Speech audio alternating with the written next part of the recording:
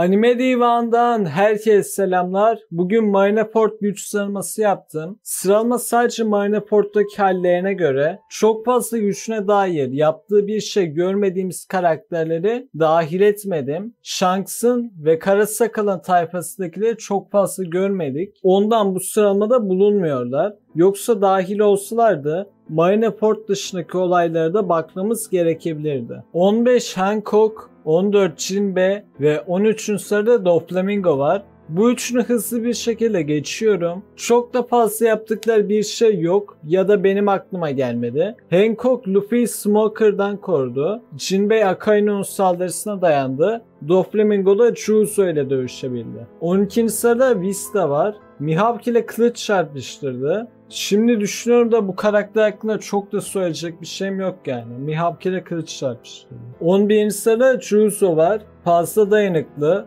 Düşündüm de bundan sonra her karakteri bir cümlede anlatıp geçsem nasıl olur? Belli bir sıradaki karaktere kadar hep aynı gideceğim böyle. 10. sırada Marco var. Garp'tan tekme yedi. Kuş oluyor işte. 9. sırada Karasakal var.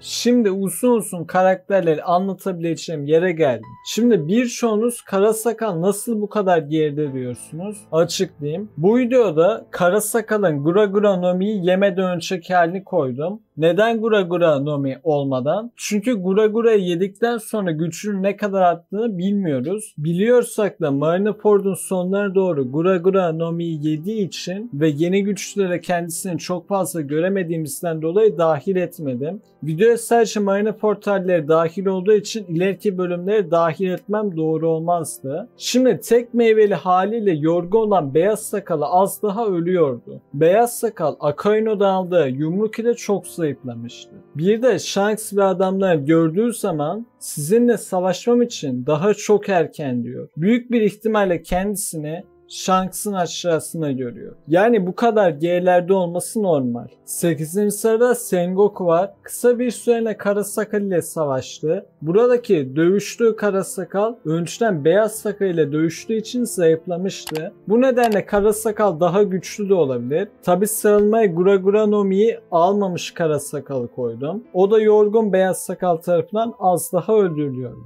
7. sırada Shanks var. Birçoğunuzun büyük bir ihtimal ilk 3'e hatta 1'e koyacağı bir karakter. Ancak ben böyle yapmadım. Çünkü Shanks Marineford'da çok büyük bir güç başarısı sergilemedi. Evet, savaşı durdurdu. Ancak zaten savaştaki herkes yorgun düşmüştü. Karasakal zaten Shanks ve tayfasını görünce onlarla baş edemeyeceğini anladı ve geri çekildi. Burada Marineford Shanks büyüktür. Marineford Karasakal sonucu çıkar. Sengoku da Shanks gelince savaşı bitirdi. Mihawk tek kolu bir adam ile savaşmayı doğru bulmadı ve ben Beyaz Sakal ile savaşmaya geldim, kızıl saç ile değil deyip gitti. Bir de Mihawk ile Shanks önceden hep savaşıyorlardı ve Shanks'ın artık bir kolu da yok. Tek kolu geziyor. Databook'ta da Mihawk'a en güçlü kılıç ustası deniliyor. Kılıç ustaları resminde Shanks da var. Yani bu söz onu da kapsıyor. Resimde Roja da var. Ancak Roja önceden ölmüş olduğu için bu söz onu kapsamıyor olması lazım. Bir de buradaki Shanks tek kollu. 2 kolu olsaydı Shanks büyüktür olabilirdi. Ancak Marineford'da tek kolu var. 6. sırada Mihawk var. Shanks'ı açıklarken bahsettim zaten. 5. sırada Garp var. Marco'ya uçan tekme attı. Onun dışında Marineford'da çok da bir şey yaptığını hatırlamıyorum. Genelde Garp'ı herkes Sengoku'nun bir önüne koyar. Ben 3 sıra öne koymuşum. 4. sırada Kizaru var. Databook'ta Marineford'daki amirallerin donanmadaki en güçlü askerler olduğu geçiyor. Bu söze göre 3 amiral Garp, Mihawk ve Sengoku'dan güçlü oluyor. Sengoku da filo amirali, onun içine geçerli midir bilemedim. Kizaru ışık hızına tekme atıyor. Kendisi saldırısının ışık hızında olduğunu söylüyor. Ne kadar doğrudur bilmiyorum. VSB'de PTL demişler. 3. sırada Aokishi var.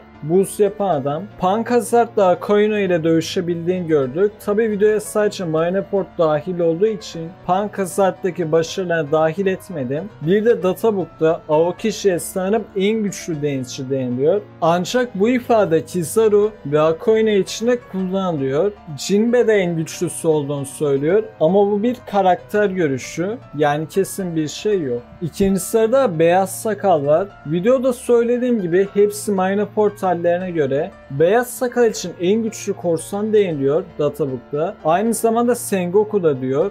Bu sözler söylendiği zaman yaşlı halindeydi. Yanlış bilmiyorsam 7 kez falan yaşlı Beyaz Sakal'a en güçlü korsan deniliyor. Shanks'ın üzerinde olması lazım. En azından Mineport'taki Shanks'ın üzerinde olmalı. Bir de Akaino'dan yumruk yedikten sonra fazla zayıfladı. O yumruğu yemiş olan hali Mihawk ve Shanks'tan zayıf. Birinci sırada Akainu var. Şimdi neden bir Akainu, ondan bahsedeyim. Akainu Beyaz Sakal ile dövüşebildi. Bu dövüşte Beyaz Sakal'a vurduğu yumruk ile onu neredeyse ölü bir adam yaptı. Bir de mangada kafasına da vuruyor. Yanlış hatırlamıyorsam animede kafasına vurduğu kısım yoktu. Ya da kafasının yarısı gitmemişti. Akainu kendisine zayıf olan kişileri bile, pardon lan yanlış oldu, kendisinden güçlü olan kişileri bile yenebilecek bir karakter. Çünkü Akainu birisine vurdu mu o kişinin dayanıklılığı düşüyor. Yani Akainu ile savaşan biri yumruk yediği sürece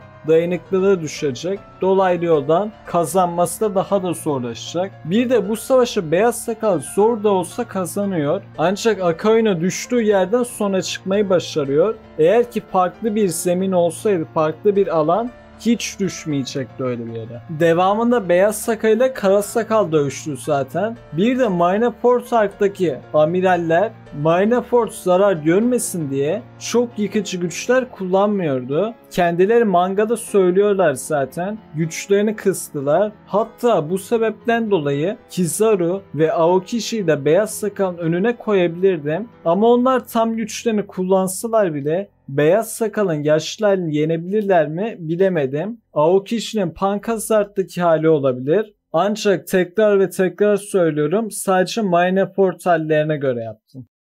Yeter lan yeter! Yeter! Bir de Akaino'nun saldırısını Shanks durdurabilmişti. Evet, ancak orada Shanks'a değil Kobe'ye yumruk atıyordu. Yani önceden görmediği için sayılmaması lazım. Akaino için şeytan meyveleri arasında en güçlü saldırıya sahip olduğu söyleniliyor. Yani bu söze göre Akaino'nun saldırısı Beyaz Sakal'ın saldırısından daha güçlü. Bir videonun daha sonuna geldik. Sıralamadan şikayetçi olanlar büyük bir ihtimalle Shanks'tan dolayı şikayetçi. Ama dediğim gibi Shanks Mineport'ta savaşmadı bile. Video hoşunuza gittiyse bir beğeni bırakabilir ve aşağıdan kanalıma abone olabilirsiniz. Aşağıdan da Discord sunucuma katılabilirsiniz. Elimden geldikçe bütün One Piece arklarını güç sıralamasını yapmayı düşünüyorum. Normalde sırasıyla gidecektim ama dedim ilk Mineport'u yapayım. Bundan sonrakiler sırasıyla gider artık. Kendinize çok iyi bakın. Görüşmek üzere.